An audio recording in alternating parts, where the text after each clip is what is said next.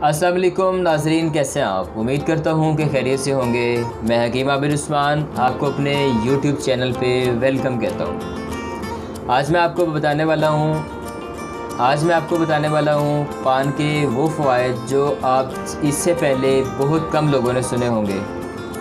लेकिन आगे जाने से पहले जो मेरे चैनल पर नए हैं वो चैनल को सब्सक्राइब कर लें और बेल आइकन को प्रेस कर लें ताकि नए आने वाली वीडियो आपको बर वक्त मिलती रहे और आप उससे मुस्तफ़ीद होते रहें। आइए नाज़रीन, बताता हूँ पान का इस्तेमाल एक ज़माना कदीम से किया जा रहा है और आज भी बहुत ज़्यादा इस्तेमाल किया जा रहा है। कुछ लोग जिनको इसकी आदत होती है या तो वो बहुत ज़्यादा इस्तेमाल करते हैं या कुछ यंगस्टर शौकिया तौर पर इसका इस्तेमाल भी करते हैं।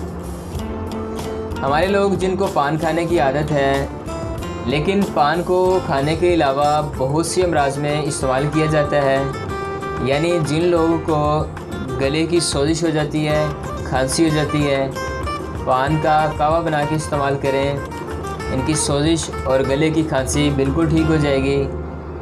और जिन लोगों को गिल्टियाँ बन जाती हैं या गुदुद बन जाते हैं, पान का रस 2 हिस्से और चूना 1 हिस्सा मिक्स करके गिल्टियों पे बांधा जाए तो गिल्टियों से आराम हो जाता है। जिन बच्चों को नमूनिया, ज़ुकाम, खांसी या चेस्ट इन्फेक्शन के प्रॉब्लम रहते हैं, उन बच्चों को पान के पत्ते पे तेल लगा के उन बच्चे की छाती पे रख के बांधा जाए तो उसको भी आराम आ जाता है। और पान को गंदे बदबूदार ज़ख्मों पर बांधने से इसकी बदबू ज़ाइल हो जाती है।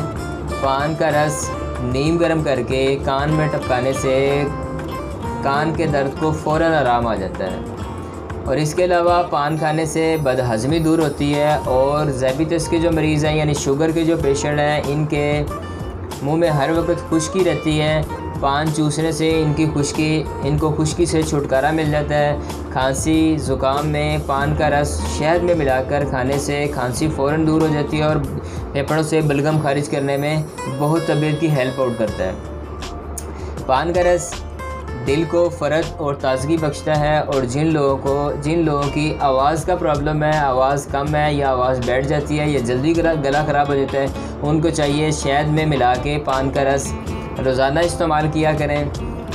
इससे गले की आवाज़ बुलंद हो जाएगी।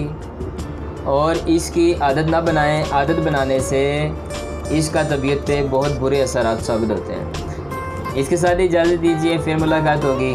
अल्लाह हाफ़िज़।